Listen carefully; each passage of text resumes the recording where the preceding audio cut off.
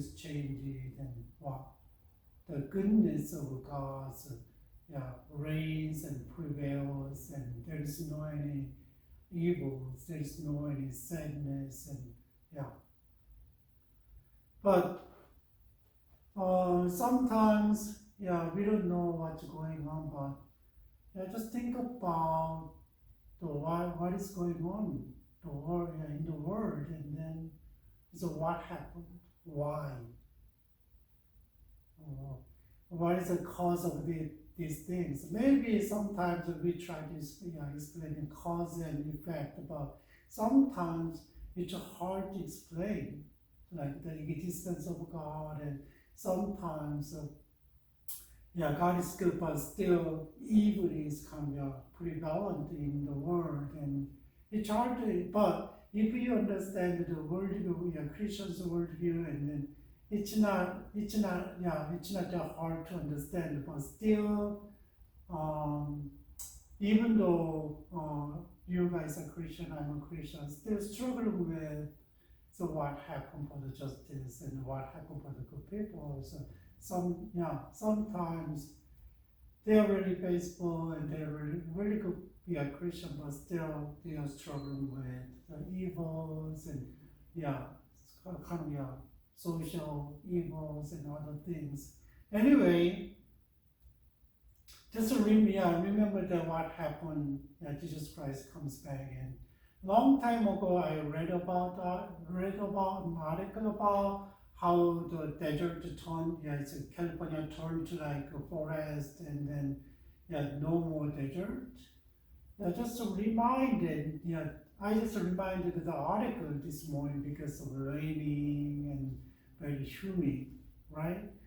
And we don't know what happens someday, but if we are Christian, if you are Christian, I'm a Christian, and then if you are Christian, and then we got to think about and with a little different perspective, and maybe it's too early to say, oh, this is a sign of the end time, but still, the end time started from in the beginning of the Christianity, when Jesus Christ taught his disciples. He already talked about the end time, but even it passed about 2,000 years, still we are living on the line of the time, right?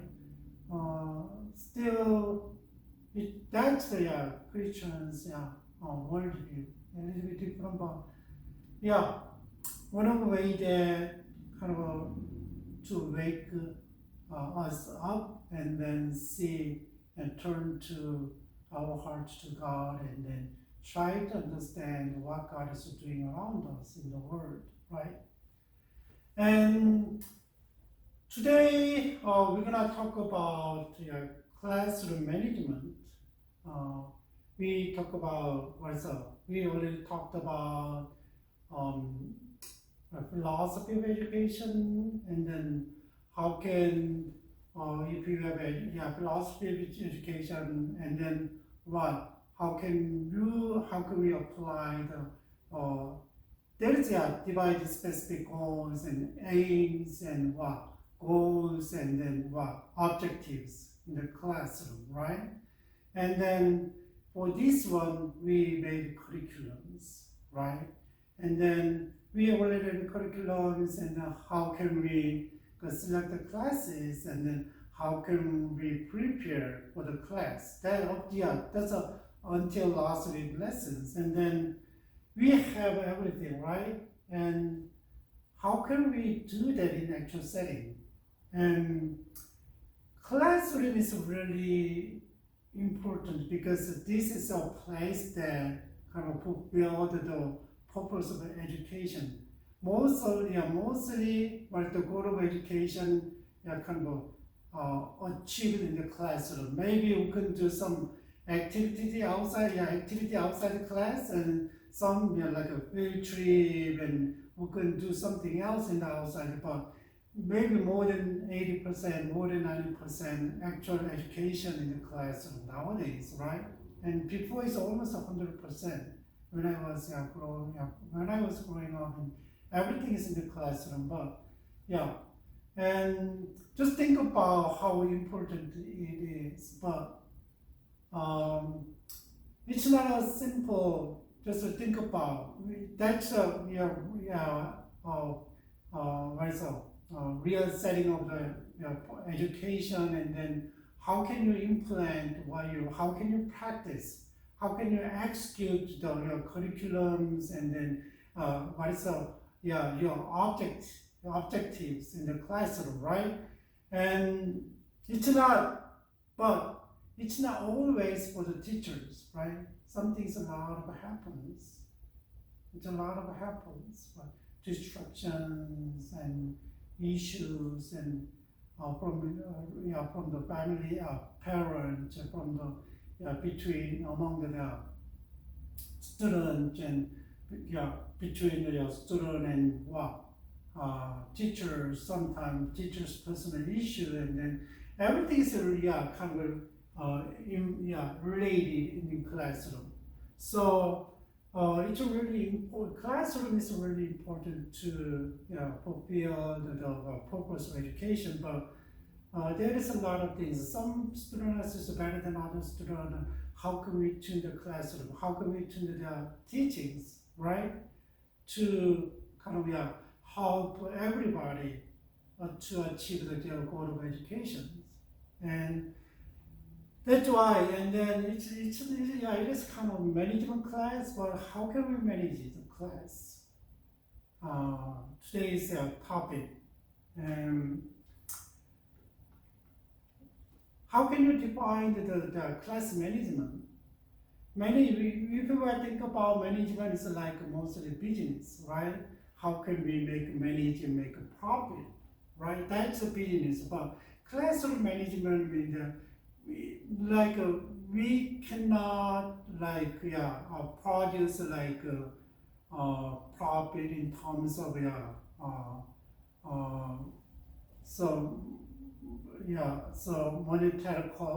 monetary things, but still we need to kind of make the classroom is profitable for the students, for the teachers, right?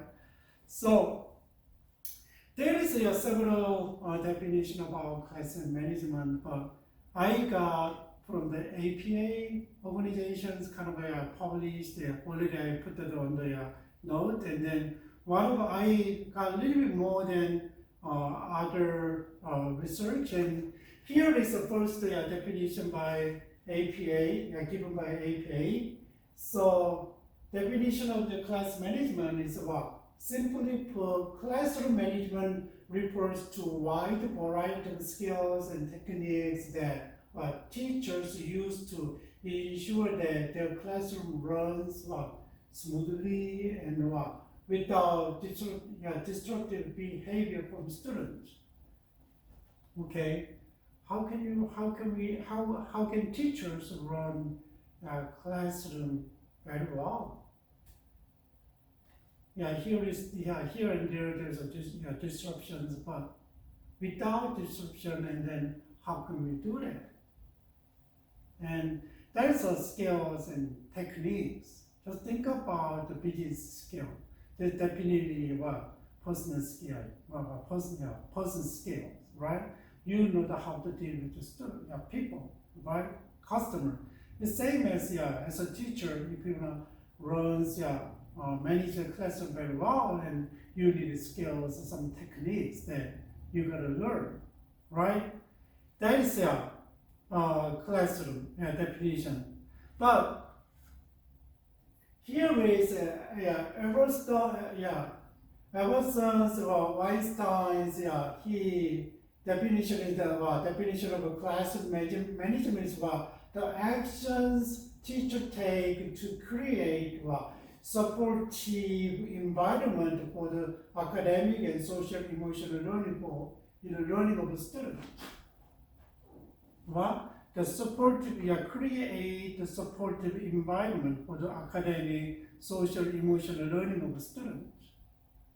So not just focus on the academic, they yeah, they need to be excellent in academics, but still, what about social and emotional? Still, it's really important. But a long time ago, they don't kind of think about emotional matters and then social matters, and usually they are thinking about delivering their knowledges, but not anymore nowadays. So they define like that, but still they provide and then other definitions. But there's 5 definitions here, and they said teachers must develop. There's kind of definition is out there, and then they introduced teachers must develop caring, supportive relationship with and among the students. What is the role of the teachers? What are the roles of the teachers? What? Developing caring, supportive relationship with students. And another definition organize and implement the instruction in ways that optimize students' access to learning. Right? Which one is the best for the student, and try to take it and try to take the best way and then implement and in the classroom, right? And the importance of developing favorable teacher-student relationship also expressed by and so Majano and Everston and Weinstein state that teachers should encourage student engagement in academic tasks, which can be done by using group management method. And that's why school try to give the student a group project, work together, not individualistic, right? Maybe try to draw the student got involved more in learning. So that is one of the definition that people think about, and then there's important things about student and teachers relationship. I know we are human beings, but still there's a teacher's pet, right? Once you be a teacher, just think about once a student is a teacher's pet and he got favored by a teacher, but what about others? Right? That's another issue that we really talk about the relationship between teachers and students, right? What about the fourth one? Promote that the development of students' social skills and self-regulations, kind of self-discipline. And how can we help the students discipline themselves to learn, right? And how can they kind of develop the proper social skills among the classmates, with the classmates, right? And what about the last one he introduced, the use of appropriate innovation to assist the student with behavior problem? There's a lot of behavior problems, right? Disruptive behavior in the classroom. And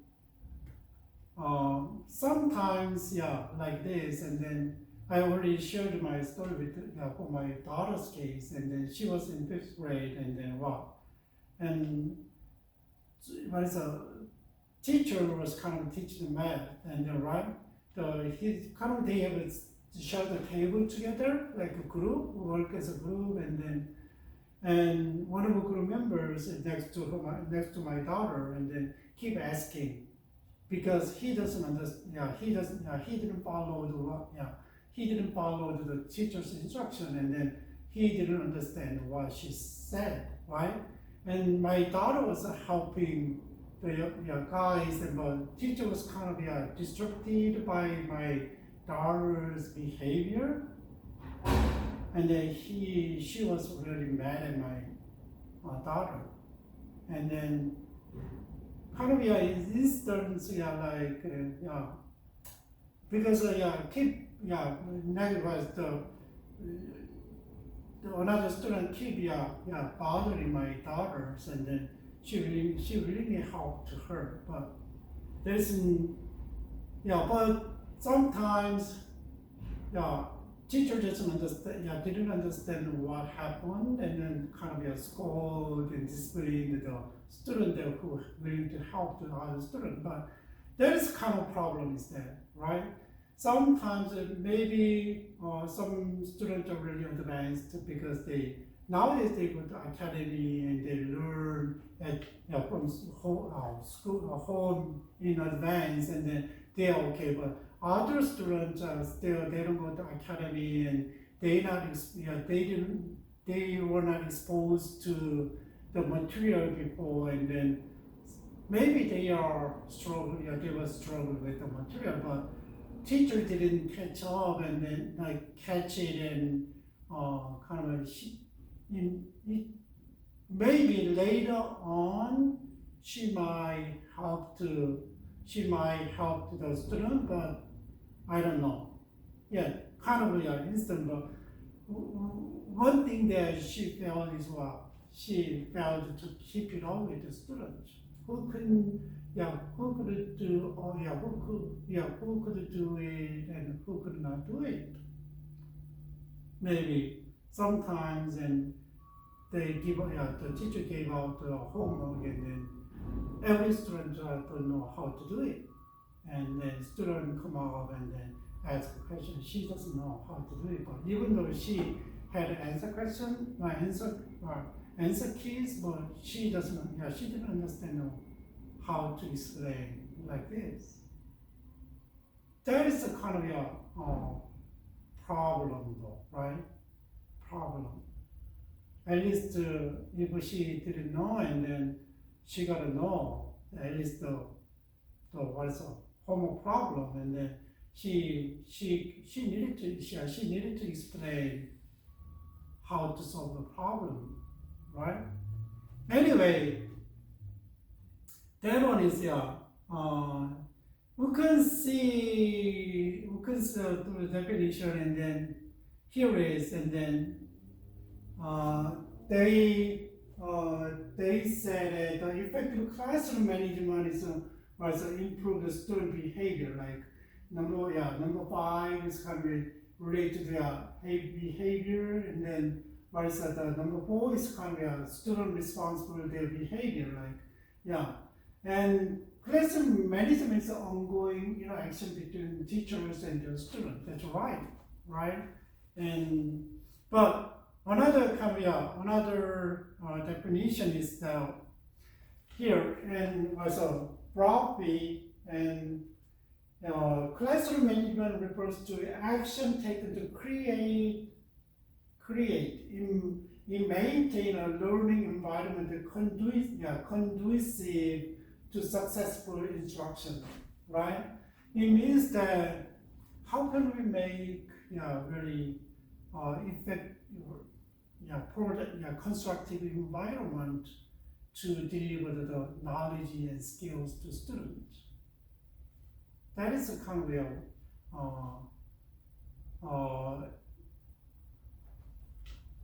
that is a basic way that you can help the student be successful in the classroom. And in terms of the class management, what is most important? Relationship between student and teachers. How can create a right environment to be really helpful, to fulfill the education of purpose for students? How can create the best environment for students to learn, right? And learn about knowledge and skills, and then they can be successful. How can they create the environment to reduce the destructive behavior, and encourage to appropriate behaviors? That is management. So it is not just teaching something and delivering knowledge. It's not just for education, right? How can we make effective in real setting? Yeah, that is a teacher should think about it, and how can manage an effective classroom effectively? What is the effective classroom management? And here is some idea about the paper there. And effective class management is what? Is generally based on the principle of establishing a positive classroom environment encompassing effective teacher and student relationship. That's true. What? Establishing a positive classroom environment. What is a positive classroom environment? Like this. Instead of punishing for bad behavior, and how can we kind of little bit twist it and reinforce the behavior, kind of encourage behavior that was desired behavior instead of punishing, right? That's we gotta think about it, and kind of if we wanna make our classroom effective.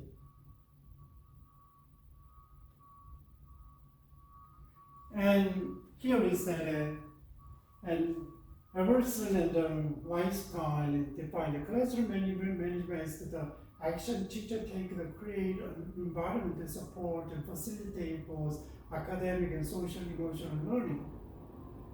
And praise the Lord. How can you take proper environment to support students to learn and academic and social emotional learning, right? That's a clear, That's a management, and if we create the environment, maybe the classroom is more effective and then more constructive, and you can create produce the best outcome, right? That you can plan and you are aimed at.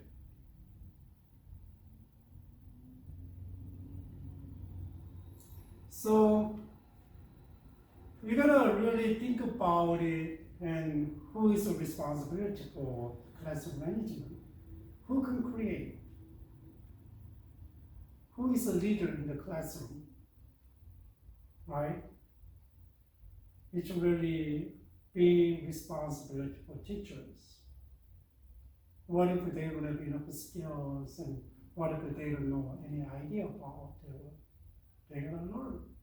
They need training.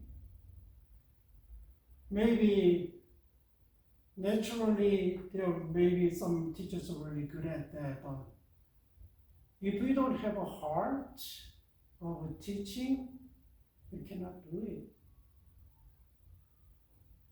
Whatever you do, and if there is a lack of a heart, and it's not a right place for. And as a doctors, as a lawyers, and teachers, you just think about making money, and then part of it, it's your job. But to think about what is the teacher's role, what is the teacher's lawyers' role, and what is the doctor's, medical doctor's role, right? What is the responsibility? Think about it. If you wanna jump into the education, and then where's your heart? Are you willing to help the student to learn? Nowadays, I'm not bad, and then maybe there's maybe stable, teaching is maybe a stable job, especially for high school, and primary educations, maybe.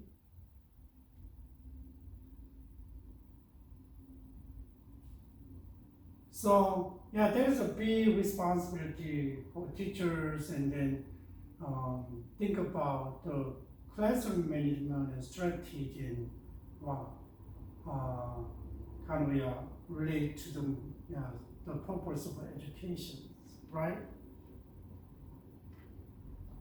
So understand that why we need and relation between and student and teachers. That's one key that you got to think about. And how can we create a supportive environment, and how can we create creative effective environment to teach, right? And that is the kind of we gotta know, and then what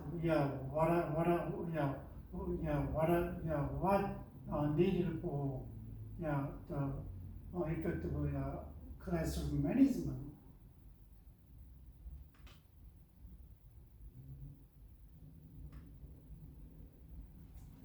Here is the basic principle from APA and principle of the principle of the class management. And by the definition, what are you thinking about the principle of the effective classroom management?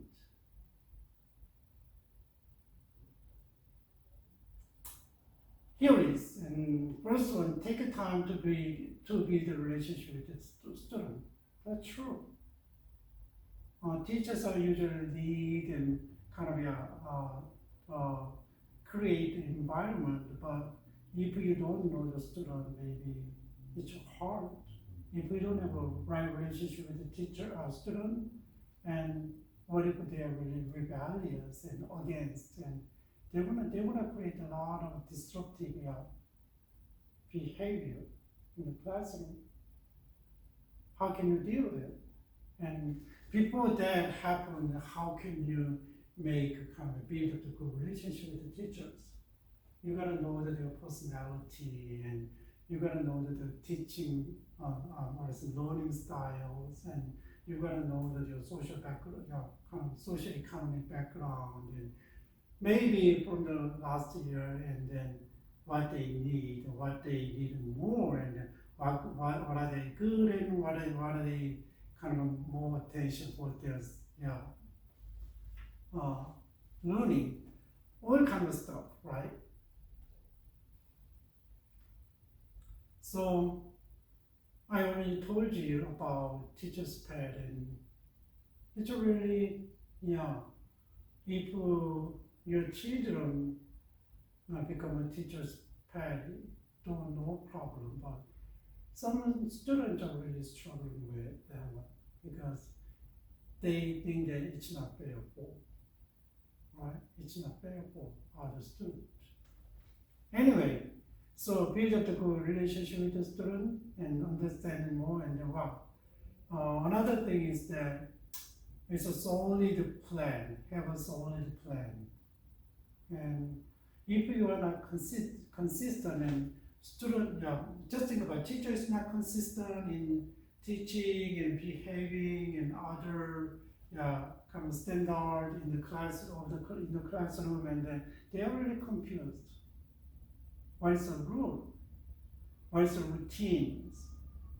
And so, and students need to figure it out when they come to the classroom, how they know how they behave.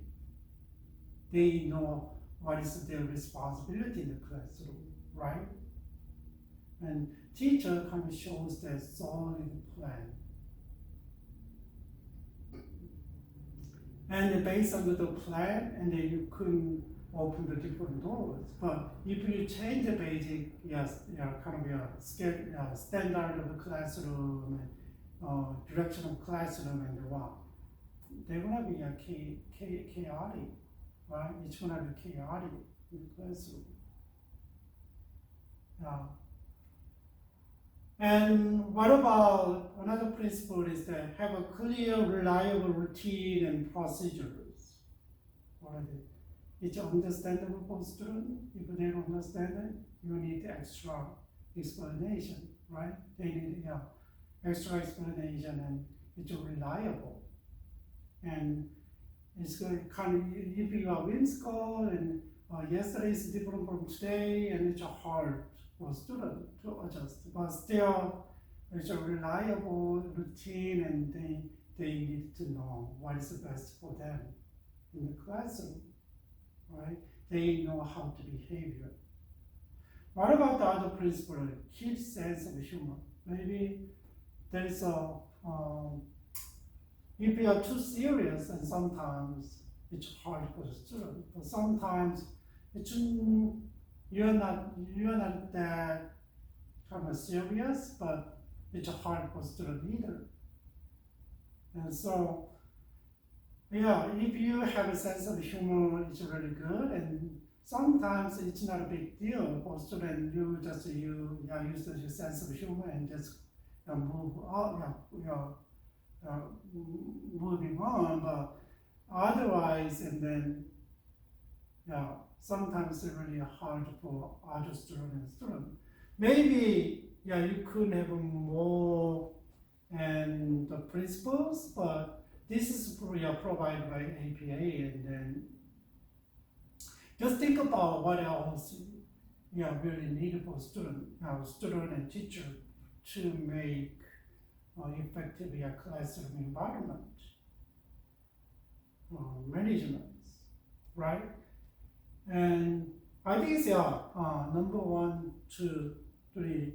Number 1, 2 is really important. So every instruction is clear, and then if a student don't understand instruction, maybe explain in different way, and then you can give them more specific instruction later. Sometimes, you can see the student later after class and then give them more instruction. Not sometimes if you can explain more and more, and then sometimes they are teased by classmates, right?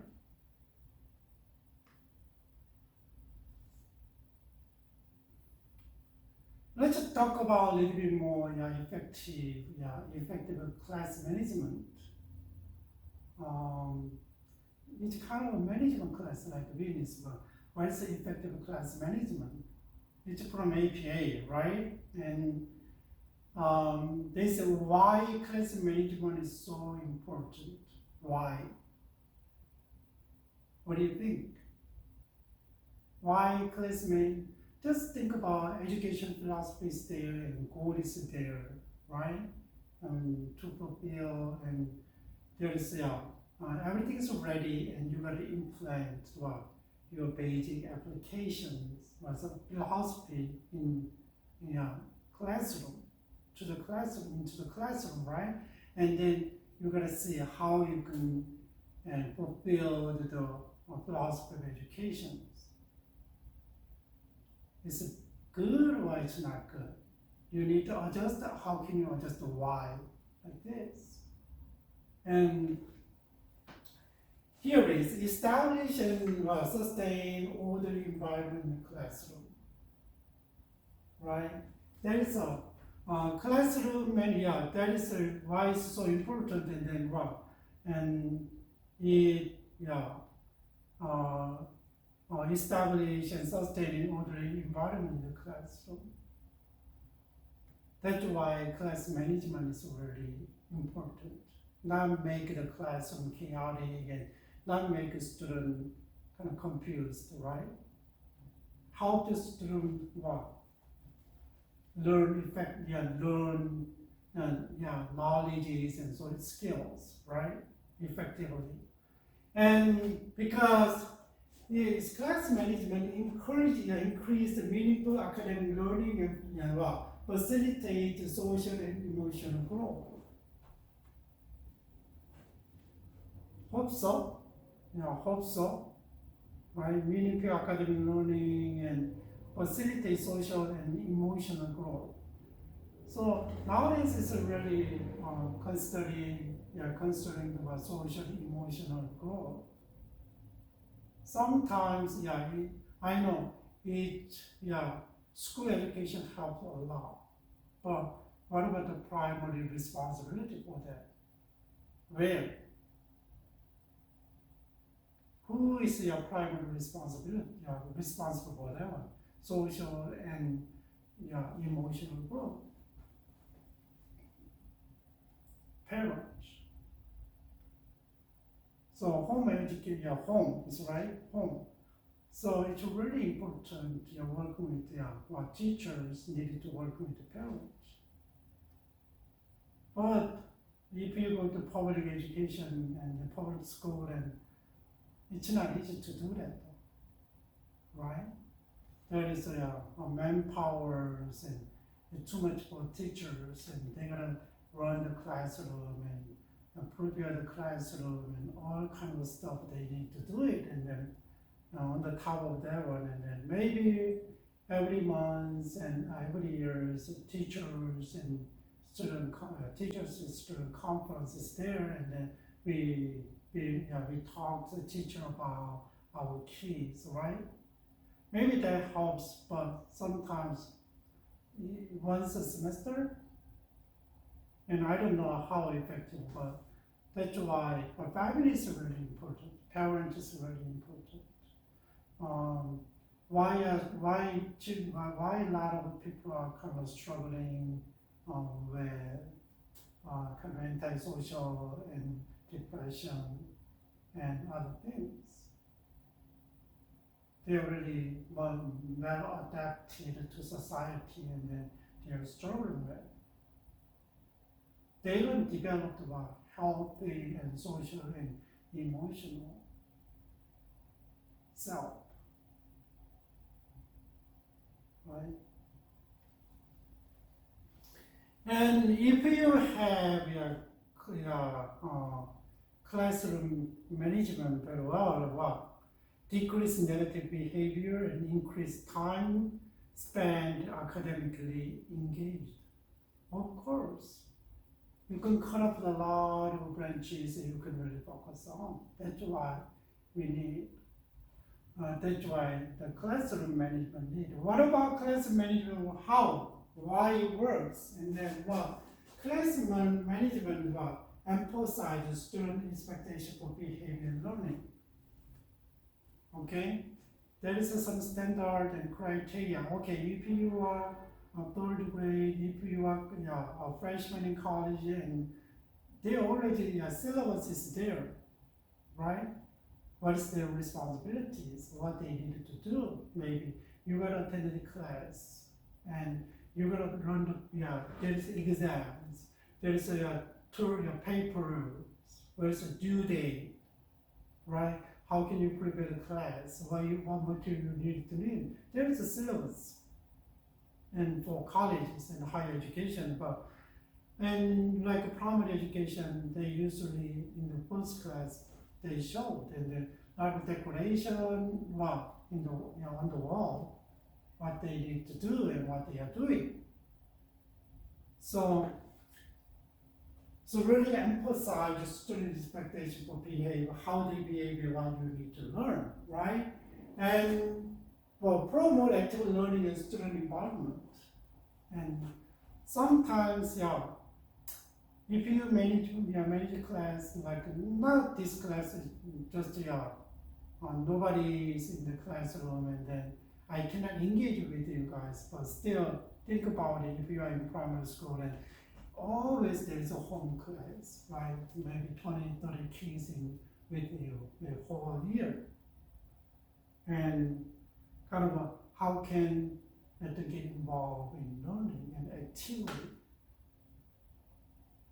And maybe you could, if you want to make, you can put some spot and kind of assign the time. You can kind of make a group project, and you can ask a question, let them answer, maybe classroom activities, like what, right? You can do it. But if you don't think about how to manage in class, maybe You can just share the knowledge and that's it.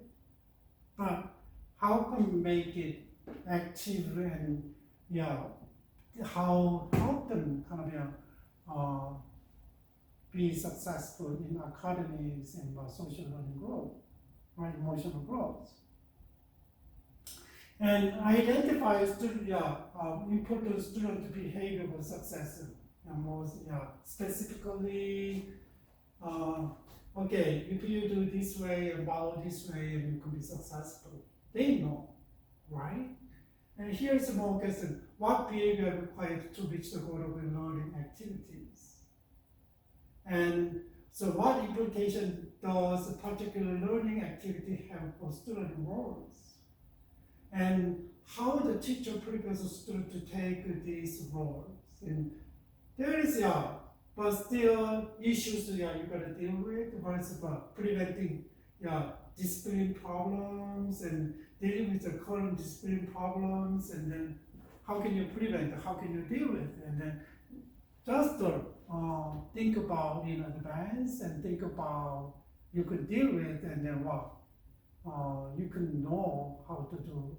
You can get a kind of idea how can deal with, right? How can prepare. That's why classroom management works. And there is tiered model. How can we make effective classroom management? I already told you, man. Maybe there is conferences there. Maybe you can ask some co-group teachers and other teachers, and you can talk to specialists and psychologists, school psychologists, and you gotta, if you're a teacher, and then teacher needs to use all the resources to develop manage classroom management, effective classroom management. Here is kind of three positive behavior support, tiered model, and then how can we kind of draw the positive behavior to make the learning effective.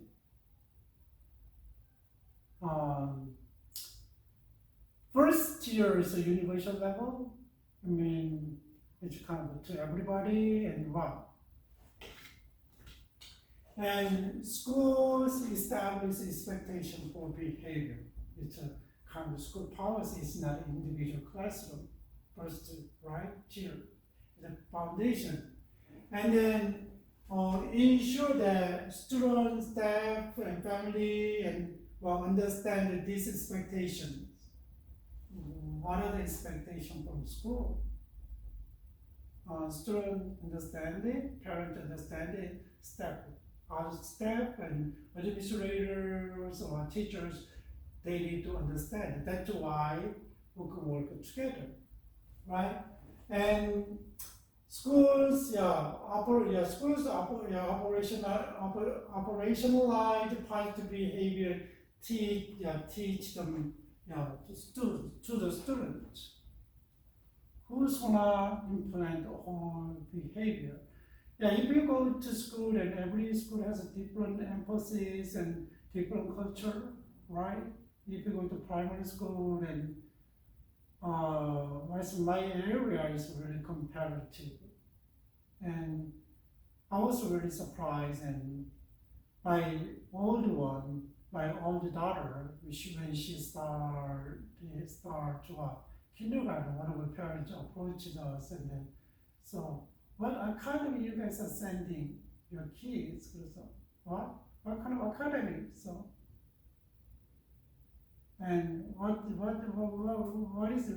is she's doing? So, what is she doing? So, nothing from the kindergarten. I was really surprised. She said, her child was taking kind of learning from common math, and she has a writing class, because not only parents really got into the education, because my area is mostly Asians dominate. Indians, Chinese, Koreans, right? They're really dominating in education, and then they put a lot of effort and support, and school has kind of what's the ABC. My kids went to ABC school district, and third year, I don't know, at the end of second year or third year, they have test for GATE program. It's not a special, maybe other district, if they are in GATE program, and then they do extra stuff. But my district, they don't do anything. But just the name, oh, my kids are in GATE program. They don't have any special things, like that. And then they wanna, the parent wants their kids to part of the GATE, in the GATE program, and they send the kids to academy, right? And so after standard test and school decide who are talented and who are the given or academically or artistically, based on mostly academic, because if you have student in the program and government support, right? Like this, that's and think about that kind of environment. And most kids are really in advanced, and then they know the basic math when they come to school. They know the how to read and how to, it's really advanced. But for my kids, I just help them to how to read a book, because at the time I didn't like to read a book every night. Read books for two kids every night, and then before they go to sleep, and we sit together. Can you read this book? And then they sometimes they don't know the vocabulary, but they still try to read, and then that's all. And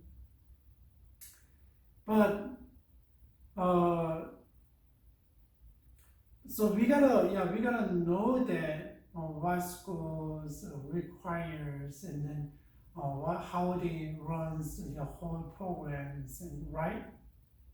And so that's why, and what is about school when government evaluate schools, and usually it's really, they got really good scores. Academically, so they are really equipped, and still extra studying and learning outside the school. Anyway, that's the schools. And then what about teachers have a pro-social contacts with student and model respective behavior. That's why teachers' role is really important, right? And if you are introvert, it's hard for teaching, hard to teach primary kids, especially in elementary kids, right? And they always want to effect learning as education is modeling, right? Teaching is modeling. So they see the others and they learn from others, and they try to copy, and if they are good, and there is reinforcement and reward, and student motivated by that, and then they try to do that like this. Modeling is really important. Teachers receive the formal training in behavior management. This is the kind of beginning level. How can you do that, right? For the positive behavior support in education, and then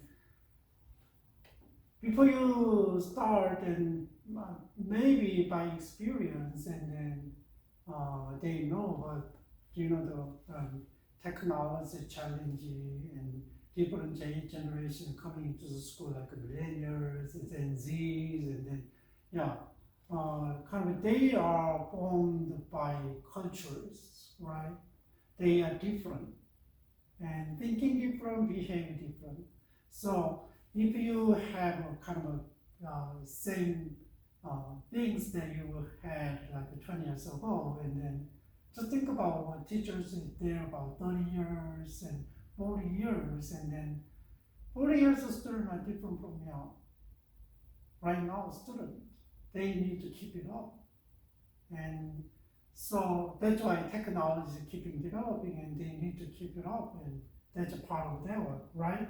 That's why teachers receive the formal training in behavior management, and nowadays it's psychologists really contributing to help the people, right? And the school established a school-wide leadership team to support positive behavior activities. School needs to implement. There is a team, is there a support team, teachers, others, right? The school implanted a methodological system for the recording student behavior to facilitate decision making regarding potential intervention or other response. That one is basically it's a policy of the school policy, right? How can kind of help the student behavior so positively, and basically this is first year and then school's policy, right? And especially in terms of positive behavior support. And there is a kind of instruction, and there is a basic foundation, and then how can you give them instruction and interventions. There is a lot of ways, and then here is, and first year, and then you gotta do this one, and then here's two. There is three ways, and then first of all, teach student classroom expectation and routines explicitly, right? And here is basically some understanding about direction. Spend extra time teaching expectation at the beginning of the school year. Spend extra time, and this will student help a student get into the practice of the following rules right from the start. And another one is reteach your goal through the year. So over and over, remind them, right? And make sure your students are familiar with these goals. It could be helpful to display them in your classroom. Not just, okay, this is a third year classroom, why you really want to do that? At the end of it, maybe every month, and maybe you could give them so many reward, and then different way. Schools does that, right? If they are doing good, and then the reward day, and then like that. And maybe your classroom goal easy to understand and measurable. Measurable is really important. We learned that assessment, right? And clear and measurable. And generally, do not exceed 5 expectations at a time. Sometimes if you give too much instruction and expectation, and they cannot contain, they cannot remember. Maybe 2, 1, 2, 3, not more than 3. Personally, maybe 2. Nowadays I'm not I help playing.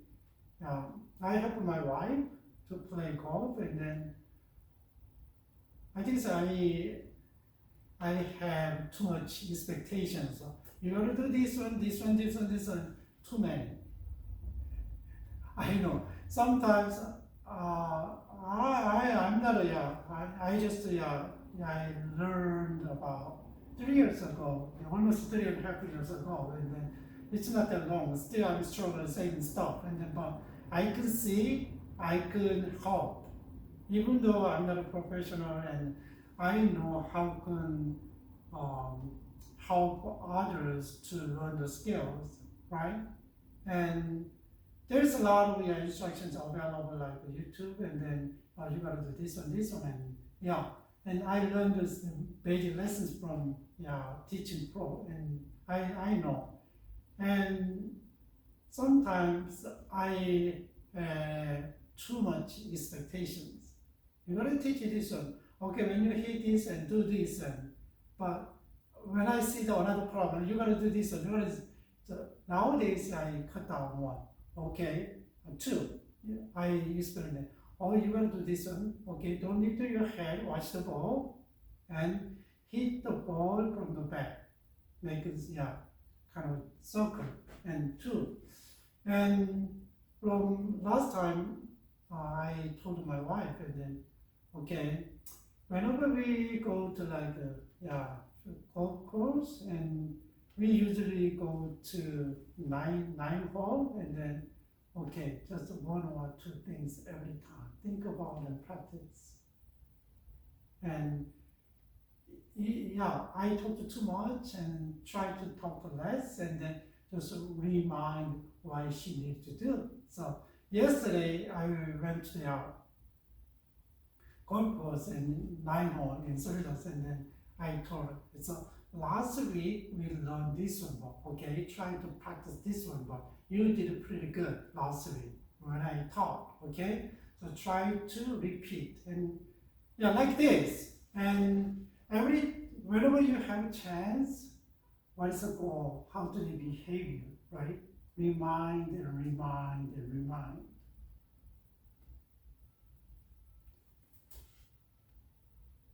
So don't give too much time, and then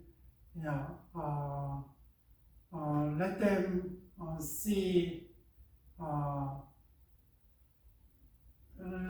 see how they're doing, and then if there is good, and I always say, wow, you did a good job, and you hit that way.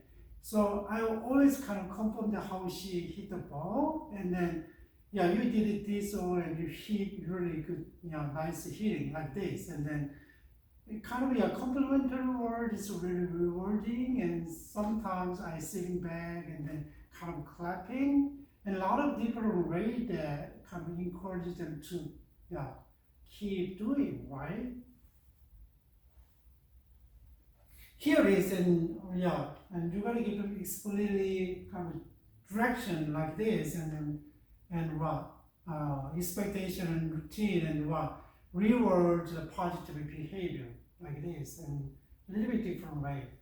Here it is, a student praise is one of the most effective ways of increasing positive behavior like this. Okay, you really hit a nice form, right? And eye clapping, it was you did a good job, and then when I come back home, wow, you did a really good shot, and this one, not every shot, but I just encouraged myself why she has done good, and then you hit the drive very well today, and you did this one, but still I did a lot, and you did a good job, and try to give them like that, and giving behavior specific praise that identify what student has done correctly is a powerful strategy for the increasing good behavior, like me, right?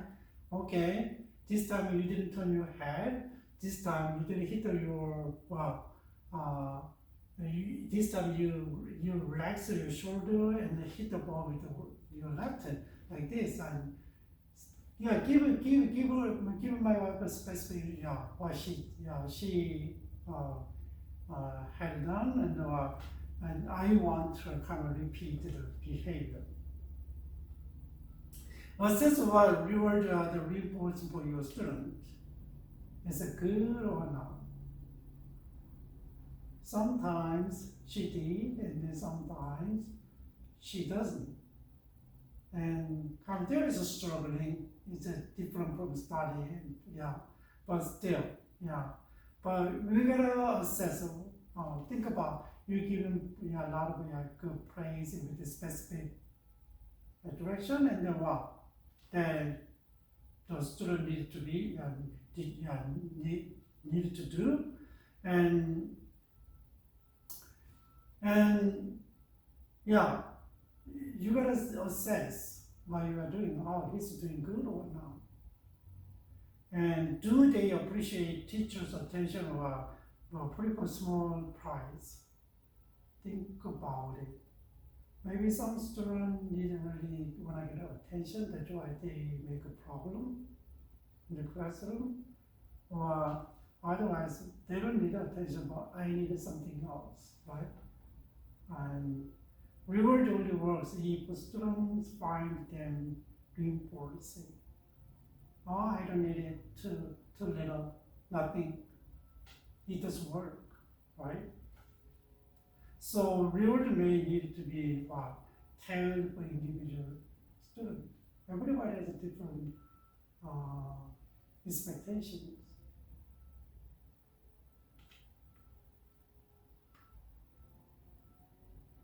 And first stage and also instruction and prevention develop a curriculum that facilitate student engagement. How can you engage them? How can you engage in the classroom? Right?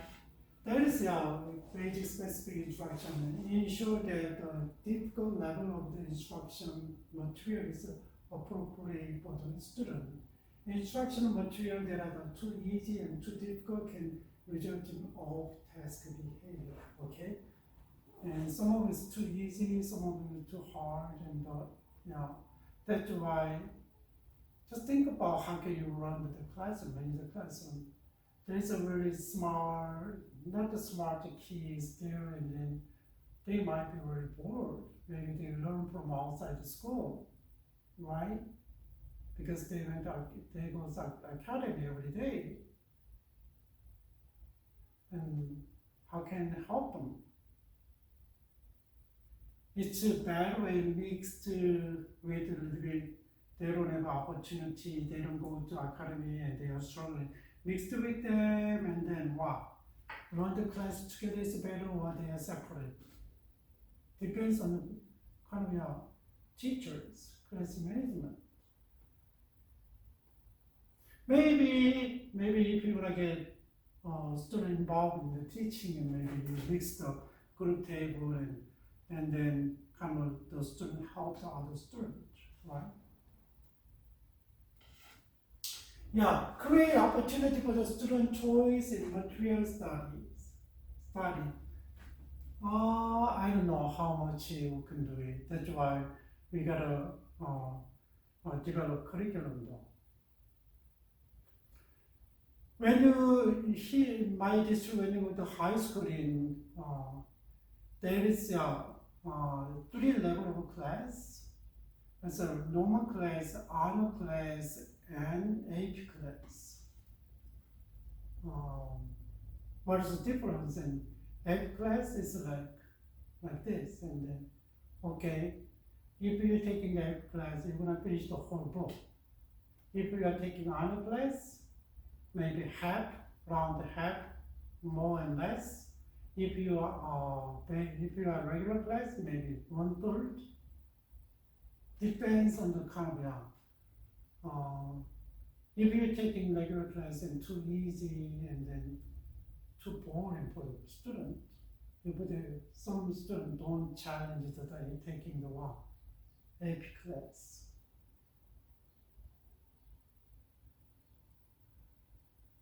Now, there is not that much in the college level classes. That's why when they take a class and C is a passing, and they can get a credit when they go into college, right?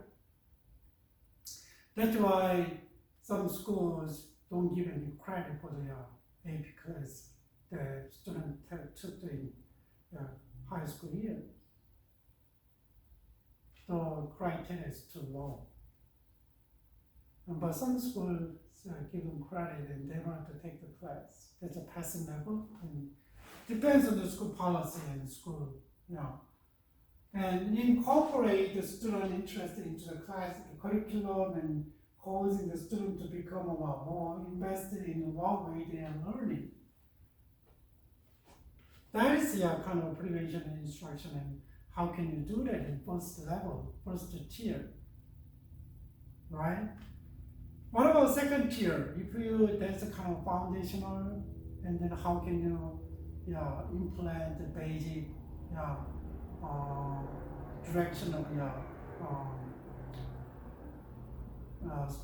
for the student behavior. Second level is innovations. The first level, and maybe you see what's going on, and then second level innovation is an evidence-based program, evidence-based program such as the first step to success, and can be implemented with the group of the student in need of this level of support. And that is one of the examples, right? Evidence-based program. So, and maybe that kind of a program may be needed, and that's an invention program, and how can you make it better and adjust the level, second stage. And here is kind of a smaller group instruction. There's here an institute social emotional groups. So the small group instruction can be established for students who need to focus on the specific skills to improve and manage their classroom behavior. Topics for this group may include self-management, anger management, and conflict resolution, and specialized social skill instruction and monitoring programs, and depends on maybe their level, right? You can make special groups. Maybe another one, and institute daily check-in and check-out procedure. And here is, and check-in and check-out procedure allows for monitoring of the student's behavior as well as providing feedback for improvement. How can you do that? And criteria for the monitoring are based on the school behavior expectations, academically or socio-emotionally, right? Well, we gotta equip the student with the academics and then social, emotional growth. That's one of them, you can use it. And what about and developing curriculum, functional behavior assessment? What is a functional behavior? Functional behavior means that the student need to do it, right? And assessment determine the motivate behind the student behavior. That is a kind of check-in, check-out procedures. You can use it. In other words, consult with colleagues trained in functional behavior assessment to collect the data and student behavior, and offers analysis of potential intervention that are most appropriate, effective, specific need. And sometimes we cannot see objectively when you are in the classroom, right? When we are in classroom, but outside the classroom, maybe who have a special knowledge and skills, and they can analyze and they can show you what's going on. That's why sometimes we kind of use outside evaluations like that in workplace and other places. Another innovation is involve family in supporting children in group interventions, and inform family work problem-solving plans at schools, and engage in consistent communication to ensure effective of plans. Involved in parents, families. That is kind of innovation. Second stage is innovation. So you got to adjust to what's going on. And there is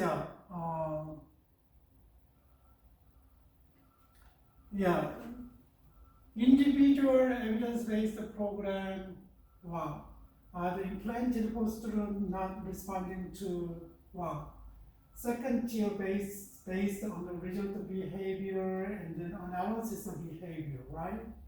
Okay, it doesn't work. What can you do then?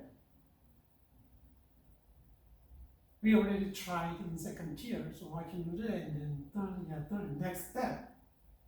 And then most classroom teacher has not been trained in functional assessment or analysis of behavior, so so it is important they consult with their colleagues. That is they need to do it, right? So functional behavior means that students need to know how to do it, what they expect, what teachers and schools are expecting, of behavior, right? Their behavior, and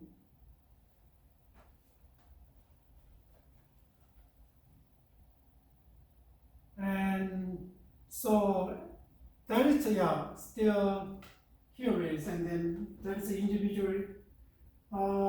Just think about you try to groups, second level innovation, and then third tier is it didn't work, and then you're gonna little bit narrow down to individual level, individual level innovation. So problem solving teams in the school offer support to teachers, and then problem solving teams, the first solution is composed of teachers, school psychologists, and principal and social special education should meet regularly to collaborate and on appropriate innovation for students needing increased support.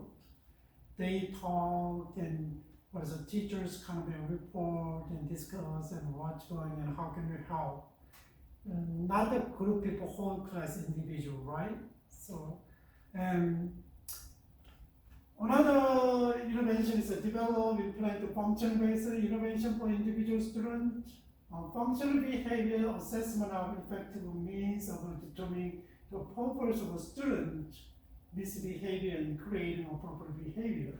So let students know what behaviors are expected from school and what's the purpose of the behavior, right? That is let them know. And when the kids knows and then what, and maybe they decrease undesirable behaviors because they are reinforced for what? To the desirable behavior by teachers, right? What about the recommendation for teachers? How can you make raise the positive behavior from students? How can you help? Maybe a lot of different ways, but here is some recommendation. Here is always clarity is very big things, right? Clarity, instruction, and behavior. There's rules. Do not use vague rules in the classroom. Clear, you're gonna deliver. If you do, and if you wanna when my kids in kindergarten, they are really good at that day and they black belt. They are okay and pretty good in white belt. And then they are okay and blue belt. And then sometimes they have trouble, red belt, like that. And then they know the clear. And then, I got a black belt because like this. One of the best student on the day. Do not have rules that you are not willing to enforce. Okay? You are unwilling to enforce it. Do not have kind of rules, and then do not ignore student behavior that violates schools or classroom rules. You gotta know that, and then think about we had what is a positive behavior support, right? Models, and then do not engage in ambiguous or inconsistent treatment of misbehavior, right? Consistency is very important. And if teacher gives favoritism to some student, that's very bad for other students. It's not consistent.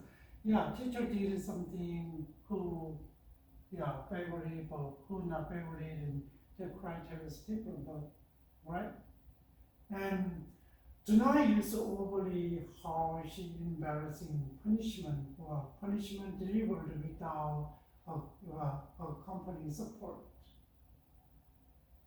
So always think about, is it too harsh? Maybe a student is kind of disgraced in front of people and kind of feel ashamed. That's not good. But look at this, punishment delivered without accompanying support. Always, if you think about punishment as a constructive punishment, I said, not the humiliated, but still, punishment can let them know why he got punished, and then willing to help them to get out of the behavior. So accompanying accompanying support is really important. And then they're not going to be kind of, even sometimes, even though they are kind of ashamed in front of people, but still if there is a teacher support, and it's totally different, right? Maybe they have more attention from teachers, and then maybe their behaviors improve. Do not use corporal punishment. In America, you cannot do it.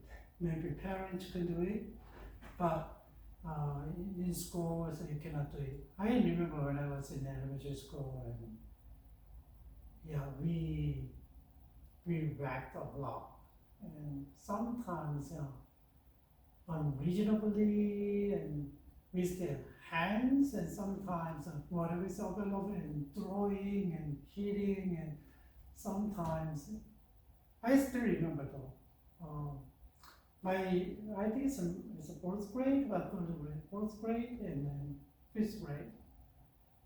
Teacher gave us a lot of homework every day, and then he didn't check the homework every day, and then once in a while he checked, and then he counted everything, and he kind of gave us kind of whacking and physical punishment, and usually we kind of kneel down on the desk, and then on the desk, and then he hit our bottom of foot, right, with the stick. And one of our classmates who, he's a small guy, and I know it's hard to hurt, but he one day he wearing the 6 socks. That was funny, but there is no almost following up, and just to keep, once in a while we go back because we don't do homework, and that's all. Think about corporal punishment, and then we gotta really be careful though. If you go to kind of developing countries, and their perspective on kids is different from us. Like a developed society, it's totally different. Depends on family, right? Even though we live in America, and then we don't know what's going on in America, especially to the kids.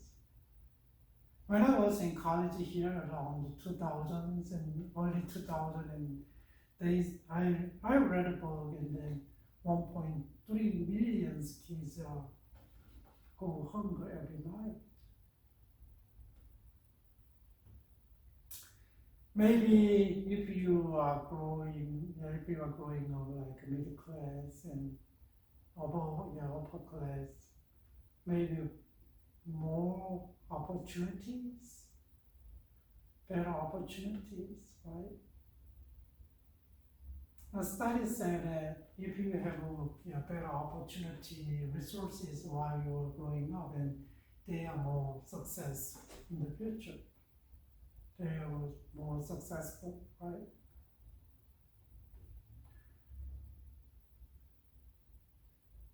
Yeah, like this, and avoid out of school suspension whenever it's possible.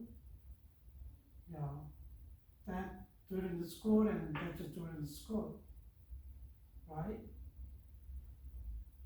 Yeah, do not try to solve a problem done if you have a serious concern about student. Report to your school psychologist or the special education professional. Sometimes we kind of misunderstand ourselves. I can do everything. Well, not really. That kind of a personality creates a lot of problems because he knows everything, and his way is right, right? I don't know, maybe it's really big trouble in the families and in schools and in institutions, job place, any place. That's a basic recommendation that teachers need to think about and how can create the effective classroom management. Considering development differences. In the beginning, I already told you, and people are different. There is individual difference. There is a fast learner and slow learner, right? Fast learner, if they learn and then they got bored again, and if there is no any other stuff. How can you keep it up with the individual difference in the classroom? What about gender difference? It depends on the ages, but it's really about, cares about the opposite sex and then what?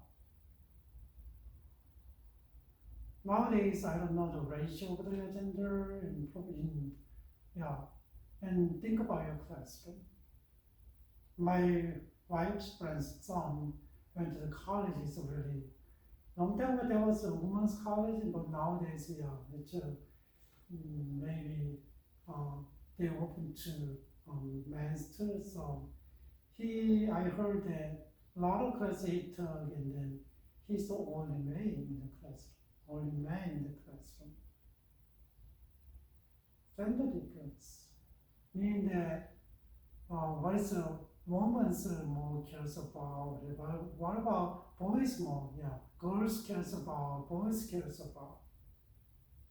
What about the socio-economic status difference? Some of them is really well off. Their parents had a pretty stable job and higher education, and plan kind of a decent resources then resources provided by parents.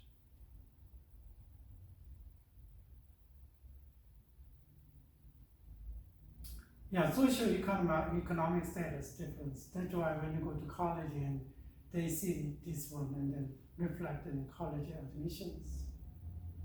What about the racial difference? It's big issues, right? My kids are growing up already, and they go to school at about 67% are Asians, and few Hispanic and few white and Caucasian and few and blacks. When they go to high school, it's bigger, right? In bigger areas, so and the whole city kind of get together, and still, 60-70% are Asians. And when they go to college, totally different. They're kind of, my daughter's was the school, and one of the schools is I have $2, and then around 20% around say Asians, 20-30% maybe. Before so Latino is more in the school around there, and more than 6% is what Caucasians. Around 5-10% is just usually in when you go to college and think about usually more than 50% are Caucasian. 60 more, sometimes more than 60, so And there's a racial difference in their culture is different. What about cultural difference? What about the second generation, third generation of immigrant? My daughters are second generations. They are different from first generation.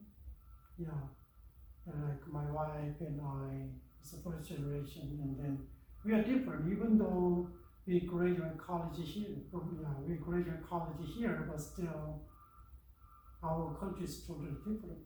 So we go to American church, and we are member Caucasian church is more than 80% is a dominant. Caucasians are dominant, and then their culture is totally different from us. Sometimes really convenient for us, and sometimes we are left out. Feel like in the beginning they don't know how to behave, how to welcome us, and then some people on Sunday they come shake hand, they say how doing, and then in front of us they turn around, they go back to their seat. It's not that hurt, but still kind of that's rude. And in the beginning, my pastor come to him, welcome to the church. That's all. He doesn't know how to kind of talk to us. But nowadays, and then he said, how are you doing, and blah blah, and then that is a different culture, and then especially even though second generation and third generation is different from second generation. So most like they kind of treated like immigrant kids in the main society, but still culture-wise they adopt this dominant culture like Caucasian culture here, right? And they are way away from their parent cultures, ethnic cultures. But still, they have some, but not really though. It's totally different though, right? And I have two daughters, but still, they are different.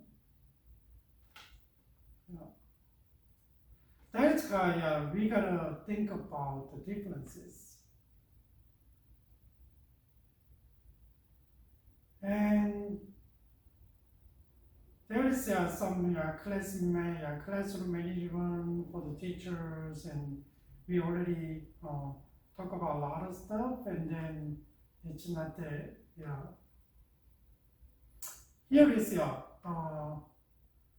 kind of resources and how can you management strategies and techniques, and then there is a website, I put some notes, and then you can see that way. So maybe you can use a lot of activity, group activity and games, and like it depends on daily kind of objectives, and then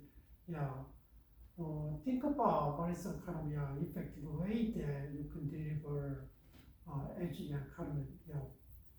knowledge, and and how can you help them form their social and emotional growth, right? And that is a lot of things about. I'm a pastor. Usually teaching is my role at churches, but it's hard to teach people, right? But everybody, because everybody's different, but we need to be patient, especially when you teach the values and teaches the values, right? It takes a long time.